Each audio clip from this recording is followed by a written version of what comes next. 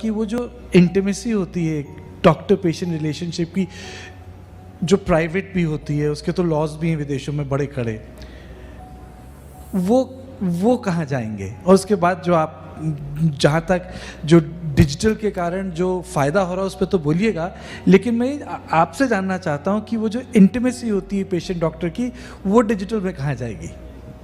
It's called as a physical connect with the patient.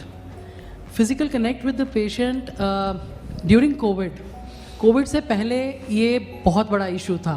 किसी patient को आप बोल दो कि कोई बात नहीं, फ़ोन पे बात कर लेना, वीडियो कॉल कर लेना, they did not use to accept it. नहीं, पहले नहीं, लेकिन कोविड में the things change so dramatically that patients wanted not to come to the hospital because of obvious reasons, and they were comfortable in getting treated on the phone, on the video chat, and even IMA ने DMA ने various regulations बनाया, change किया, जो हमारे prescription होता था उसको digital किया, and they said it was okay to do it, we were not doing something wrong, क्योंकि legal aspect बहुत बड़ा होता है इसके साथ साथ.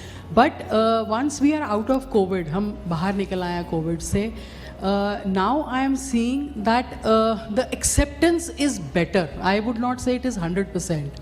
Patient still want to come and talk about it. आपकी बात बिल्कुल सही है. पेशेंट आता है, फीमेल पेशेंट होगी, अपने बहू की बुराई करनी होती है, अपने बेटे की बुराई करनी होती है.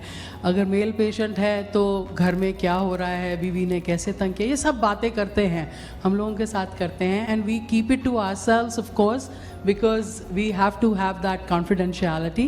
बट ये acceptance to have video conferencing, to have video calls has improved much मोर.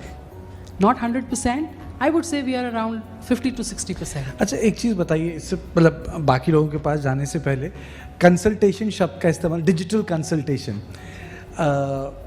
जब आप डॉक्टर के पास जाते हैं तो मान के जाते हैं भाई डायग्नोज तो कर ही देगा. तो डिजिटल में कंसल्टेशन और डायग्नोसिस, वो फासला कितना लंबा हो जाता है?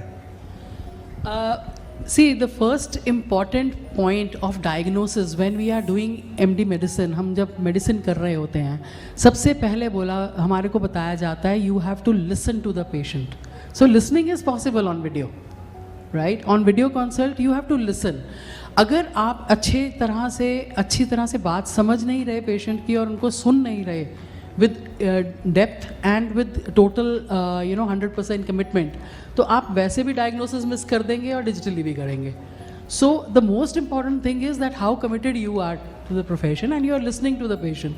That way I don't think so diagnosis will falter. Examination is not possible. You see, the next point comes is that you have to examine the patient. You have to auscultate, you have to examine, palpate, percurse. That is not possible on digital. So आपको उनकी बात सुन के investigations के साथ ही diagnose करना होता है. इसीलिए इट इज़ इम्पॉर्टेंट. आपने बोला AI के बारे में हम बहुत कुछ जानते हैं.